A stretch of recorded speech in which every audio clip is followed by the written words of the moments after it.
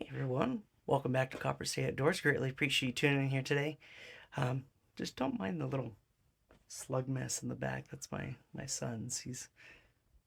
I don't know what he's doing with them. But anyway, so here we're going to be talking a little bit about how to be able to select what kind of quail eggs that you want to put in your incubator, because there is a difference that you should know. When I first started breeding my quails, I had a 7-to-1 ratio and a 6 square foot cage, and I didn't know any difference. I thought that would work. I thought that was a good norm. Started watching some other posts of some other breeders, and they would recommend maybe like a 5 or 6-to-1 ratio, or even lower than that. Now, a lot of them were keeping them in small, confined cages, so I don't know how they were able to get such a good hatch rate if they're having that small of a space. Because when I tried to follow the example that they were putting forth out there, my results tanked.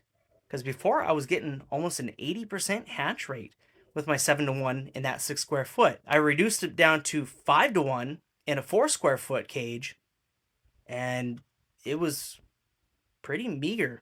I was probably getting maybe 40-50% hatch rate, which was really bad.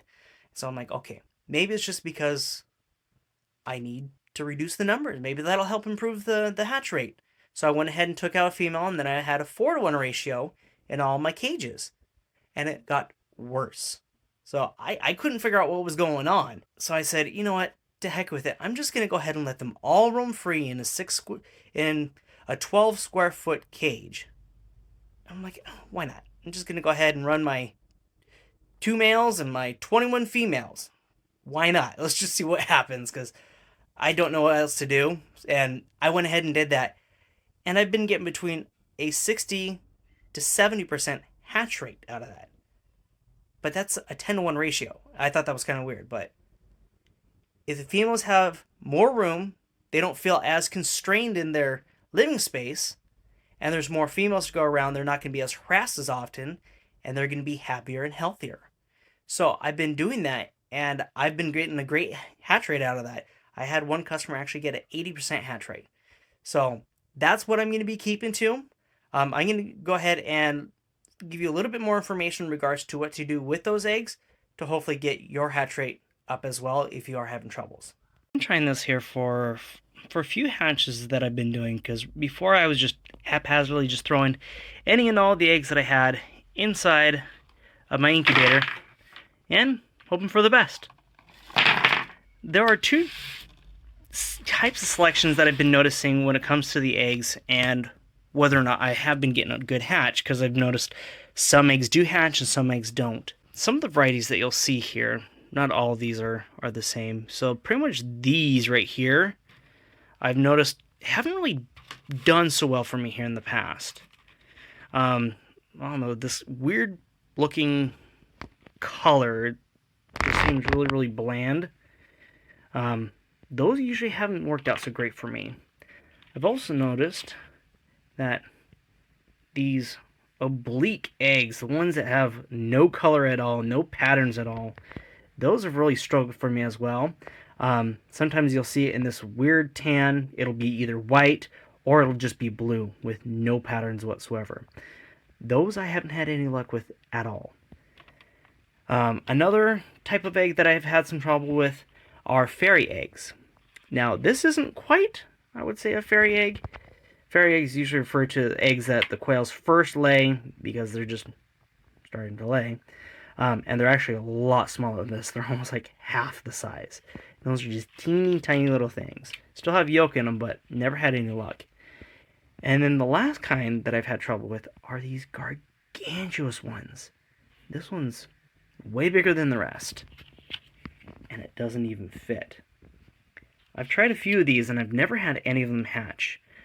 But with the average size eggs, with full patterns on them, I've usually seen these hatch compared to anything else over there. So the ones with these full, beautiful patterns, vibrant in color, ones that just look normal. These normal eggs will probably run between about 12 to maybe 15 grams. These large ones can probably be about 18 to 20 grams, and the rest of them Those teeny tiny ones are just going to be less than the 10 grams. So just look for the patterns. If you notice it looks different than what you've normally been seeing with your quail, it's probably going to fall under this category, and it's probably not going to hatch. I have had some small eggs with good regular patterns hatch, where I didn't think that they would. So that's kind of a hit and miss. But also a thing to note, if you see an egg and it has a crack anywhere, a dimple, anything other than a solid egg, it's most likely just going to go ahead and shrivel up the yolk inside, and you're going to lose that egg, so there's really no point in trying to hatch that. I've gotten lucky once, and I've had a few others that I've tried testing, and those all just shriveled up. So it's best not to go with an egg with a crack, so that way you don't reduce your chances. Try to go with an egg with full color and full patterns. That's going to be your best bet. So, to recap, make sure you get a decent sized egg. Make sure that there are no cracks. Make sure that the patterns on those eggs look complete. Just look out for the ones that may have that weird color disfiguration, blemish, whatever to it. Just make sure it's got a nice, clean, rich color, nothing really faded or oblique. And just make sure that you get good, healthy looking eggs. On to part 2.